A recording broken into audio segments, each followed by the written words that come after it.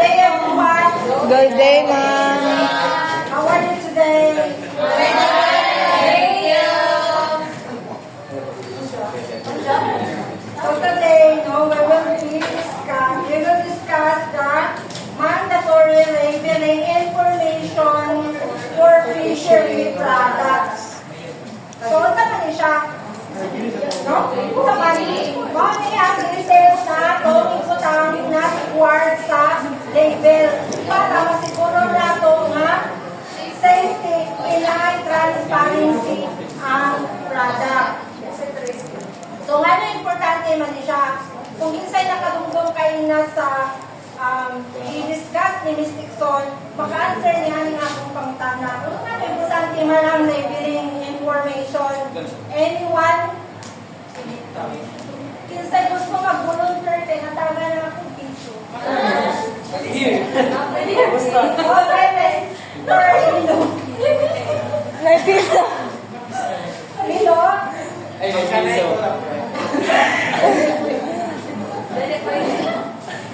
In your own pagsabot, gano'n importante man ang labeling information sa product? For traceability and also for nutritional facts, the product, and the expiration date. Yes, ma'am. Yes, thank you. So, correct, Senator Elo, no? Ay, natawa ka Based on the ma'am. Maoto, kahit mo ni Mr. Elo. Based sa dahil explain ni Ms. Dixon kanina, importante ang mandatory labeling information sa fish tungod kay mag-trace na to as kung gisagika ng isda and sigurado na to na safety ang atong kaunod. So sa mandatory sa labeling na ay gadyon kinahanglan na ma-comply sa label na dapat na asiya. So mauna ang akong i-discuss, no? So first is identification number of the lot. Kung nakahinungtong o kasi nakahinungtong sa kay Ms. Dixon kay nasa katong lot number na iyang ingon. Anyone?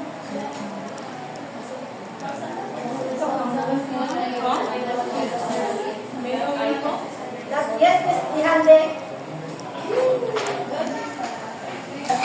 Just like what Ms. Dixon said, ito yung sardine lands, kaya ay number dito. Wala daw makita kung na-soap o si Jow or wala. Thank you, Ms. Ihande. Correct, no? Maulis siya toward everyone, mas maulis siya ang makita dapat natin nga labeling sa product. So, maulis siya ang lot ID number. Makita na siya diha. So, example, kani siya na year 2024, ang number. Every product na ay specific na number. Dili na sila pwede nga mabalik-balik ang number. Paniha sa example, no? Para mas dali na itong na-store. Paniha sa atong ID number. Nakabantay mo sa atong ID number, di ba dito pareha? But, naasa yung specific na year. Diba? Yes, so maupod sa product, in case na magka-problema, dali na mag-place ang product kung sa sila nga batch mo kung nakapon sa orasa na nakadaan sila by batch. Kung lahi-lahi na sila na number, pero na yung specific sila yung ana niya, kada dyan na batch mo sa specific na time and date.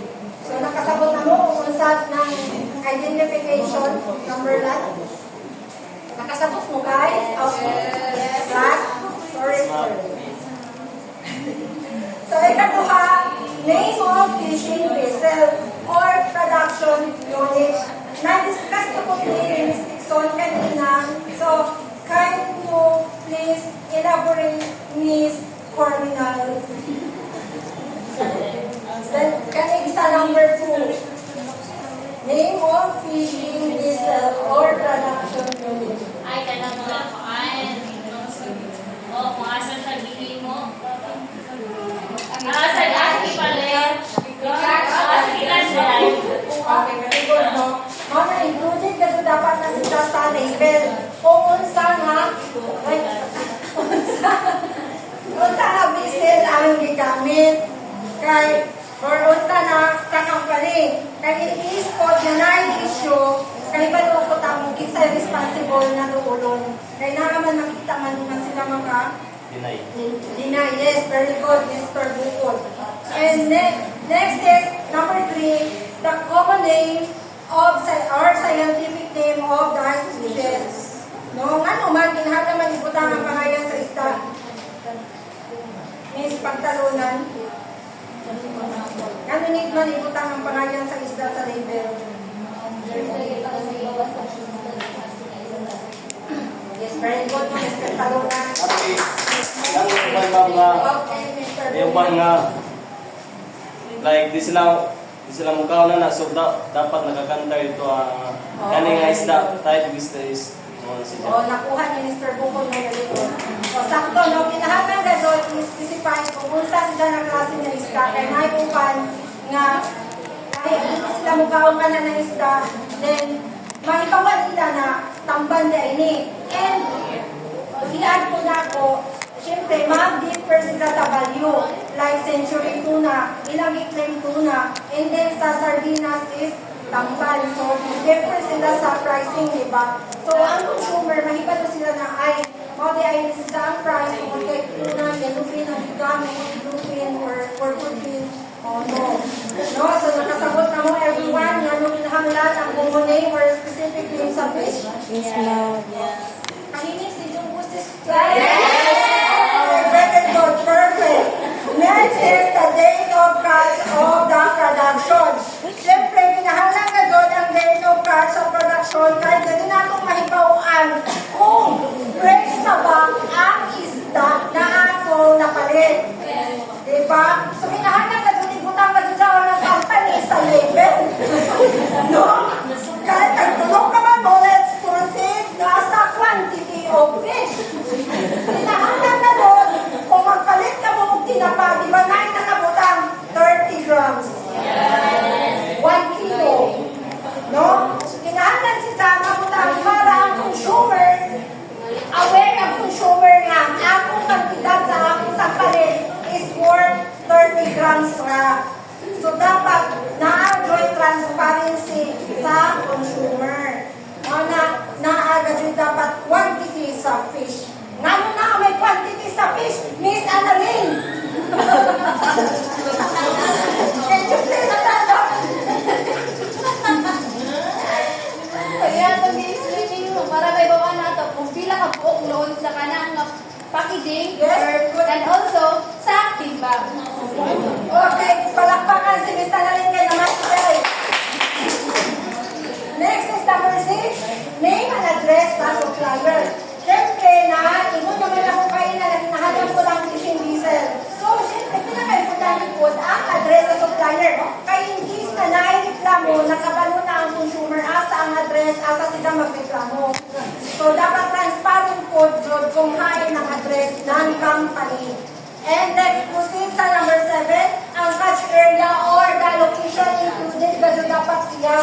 Kaya para mahibayan ng consumer kung saan ko sa Pacific Ocean or sa West Philippine Sea nagkuha ang vessel, di ba? Mahibalo ang consumer kung clean ba ni, safety ba ni na tubig or polluted kung sa Pasig River di ay no. So, maunang ginahanang ka dyan, including sa labeling and catch area or location. Do you understand, class? Yes! Very good, perfect. Let's proceed sa number 8. The production method or code or farm. Kung saan man siya? Kung saan man yung code or farm? Very good, design na kayo. Please stand up. Ang production method ng FEA, kuha ba siya sa West Philippine Sea, or gipadako ba siya Perfect. Ang tubag nila yan, no? Very good. Kaya nahay mga consumer na prefer nila sa wild. Siyempre kami ang wild. Wild. No? Mas kami ang wild kaysa tag-culture. So aware ang consumer na ay sa wild ay nilikuhas ganang quality wild. How natin natin included sila. And next is the fishing gear. Kinahanglan po, mahibalo ang consumer kung unsa nga fishing gear kami tula, sabat, video ba? Kaya ay mabugat o video. So, kinahanglan na ipalo ang consumer na ay safety niya kay dili stress ang isda pagkuha. No? Understood ta class na anuman Mr. Pagawka nga kinahanglan man maibawan ng consumer ang fishing gear na tagamit. Kasi illegal wag niya. Kahit na bombing na time kay nagdurang niya kasi Okay, very good no kay pasinta dynamite fishing. Wala ka. Perfect pinagkuha na kay gusto. Then second the last is the best before day. Kung sa ba sila sa kada mga yung pagkaon, very good Mr. Kun. Expiry no, kita kayo importante kung ang palit kitang product is ang expiration date. Ay, syempre, para ma-avoid nato ang food poisoning. So, kinahanglan ka doon, include sa label ang food ang expiration date. Best before date. Ay, kung makita ninyo tayo na ay expire ka dahil kahapon, ganun pa ninyo?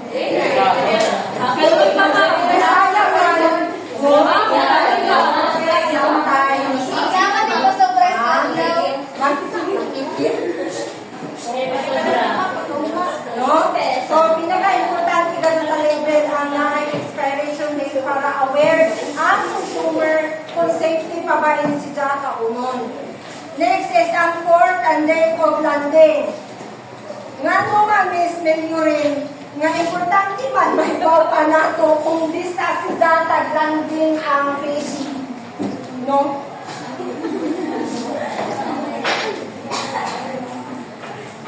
Ay, para ma-aware ang consumer mga kung isa kikataka ng sarap fish. Very good. Correcto, no? Para aware ang consumer kung kasi hindi sa Jinsan pa itakuha tapos umabot sa Amerika. So, grabe ka-importante na may balance sa consumer kung diin mo landing, diin mo bika ng isda proper ng process. So, understood ba class? Yes, very good. Kahit, so, ang labels ka doon, nag-ensure sila na matapangan ang mga consumer para sa safe, traceable sa non-transparency sa product. So, wag pa na nahuman, kaya naapatayin ka doon. The importance of fisheries labeling. Nga nung importante man ang labeling, mo naman ako kayo na, siyempre, maunit si Dam Lison. First is ensure food safety. Miss Tabaw, can you please read and elaborate that food ensures food safety? So, para ang fisheries labeling is ma-ensure niya ang food safety is because naa dito ang naka-label kung asa nyo ikuha o sa gamit nyo pagkuha. Tapos, naa ang iyang expiration date, ang iyang sa kilogram, and also kung wild na siya or farm. Pero kung naminaw kasi si Miss Abaw sa ako, tagista, kaya nakuha mo sa tanan, kailangan na summarize. Okay, correct. At to si Zaman ensures ang food and safety. Example, ang expiration date, so dapat ka doon safety ang consumer. Kaya in case na madawat ang consumer, ang kinsa man sila mo reklamo, di ba sa ang company rin hapon na madawat, ang supply, kuha na niya kung naging mo sa product. So, mo nandun, important mo na ang labeling. Next is self-identify fish source is lingkuna. Number 2. Labels the shows where the fish was caught or farmed, allowing us to know its origin and support sustainable sources. So, it helps us to identify if identify kung ano si Jan ikuha para makahibay yung tama. Kanang kinitay sila nga, dirata sila ikuha, tested na sila nga place or kanang sustainable course. Very good, no? Nakuha ni listing muna, no? Kahit na mata pa nga na mag-identify natin, fish source, para may palusat ang consumer na legal madali na product. Okay, Miss Humawit. Number 3, kindly read and explain. Protects consumer. Accurate labeling gives consumer the right information to make informed and confident choices when buying each product. Yes, this is important kay Siyempre, para naman sa safety sa imong consumer, kaya kung dili safety ang imong kay proper labeling, so sa may mahita po. So, dili ra isa ka po ang maapektuhan kung dili na. Very good, no? Sakto si Miss Humawit. Maprotektahan nato ang consumer, especially sa kanang pag-specify, example sa pag-specify ko nato sa kung sa ilong sila, kung tamban na sila, what if mong pilit ka, kung kaon tamban. For example, no, alin sa mga Muslim. Yes, ang mga Hindi Muslim sila na ng bawal ay halal. walay nakalibod na halal. Oo, pinahanap ng Muslim na nakalipin na halal, parang kaon sila. So, mga na-importante kasi ay maiwasan ang what's wrong? Saan natin? F-R-N-U-D. Fraud. Yes, maiwasan ang pandaling lang. Yes, very good. Number 4, Miss Amari. Prevents illegal fishing. Labeling helps authorities trace the origin of fish, prevent illegal fishing activities, and protect our marine resources for the future. So, dira, explain itong daong ni Mr. Pagawra nga sa labeling, makita na daan na sa mga mamalitay or sa even sa mga authorities, mag-trace nila kung unsa ang mga gears nga gipanggamit illegal man ni siya or dili. Oh, very good. Nasakto itong ingon ni Miss Amaro. Mahibayaan ang authorities in case na legal ba ni siya. Kasi siyempre, pag legal, magkuha ka doon ka ng label kung disagikan, kung walay label ang product, that means na illegal. No? So, in summary sa akong topic, fisheries labeling is very important.